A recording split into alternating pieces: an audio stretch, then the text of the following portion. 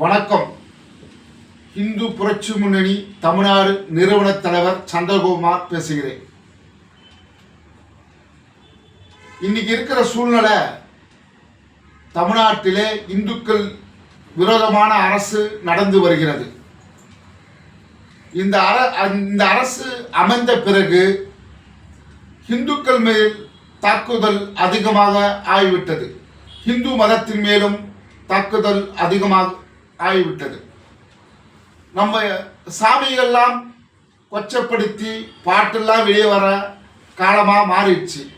இதெல்லாம் மாறணும்னா இந்த ஆட்சி மாறணும். இது முதல் கோரிக்கை. ரெண்டாவது, இந்த ஈரோடு மாவட்டம் கோபி தாலுகா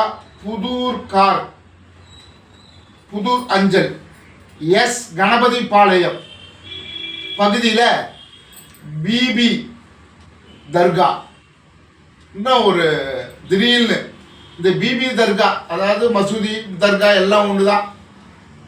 அந்த பகுதியில் பார்த்தீங்கன்னா திடீர்னு அந்த தர்கா உருவாகி அங்கே ஒரு பேர் பலகை வச்சு ஒரே ஒரு முஸ்லீம், அந்த ஊரே இந்து சமுதாயத்தை சார்ந்தவர்கள், ஒரே ஒரு முஸ்லீம் மட்டும் திடீர்னு தர்கா உருவாகி திடீர்னு மசூதியில் ஊதப்பட்டு அங்கே ஒரு பதட்டமான சூழ்நிலை அந்த பகுதியில் நடந்து வருகிறது.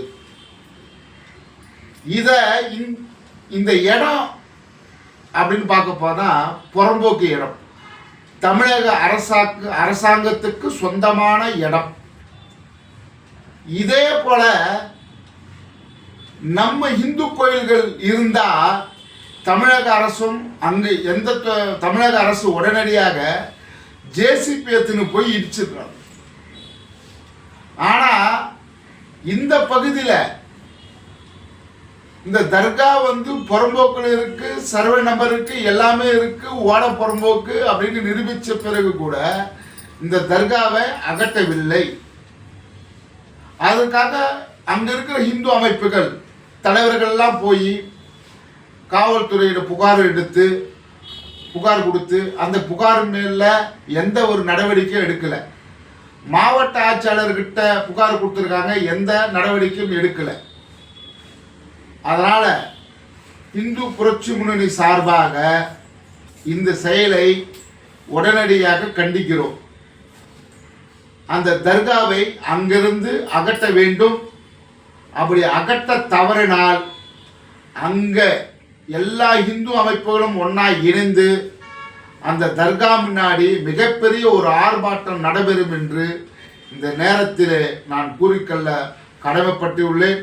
உடனடியாக தமிழக அரசும் மாவட்ட ஆட்சியாளரும் இந்த விஷயத்தை தலையிட்டு அந்த பேர் பலகையும் அந்த தர்காவையும் அகற்ற வேண்டும் என்று உங்களை அன்போடு கேட்டுக்கொள்கிறேன். நன்றி, வணக்கம்.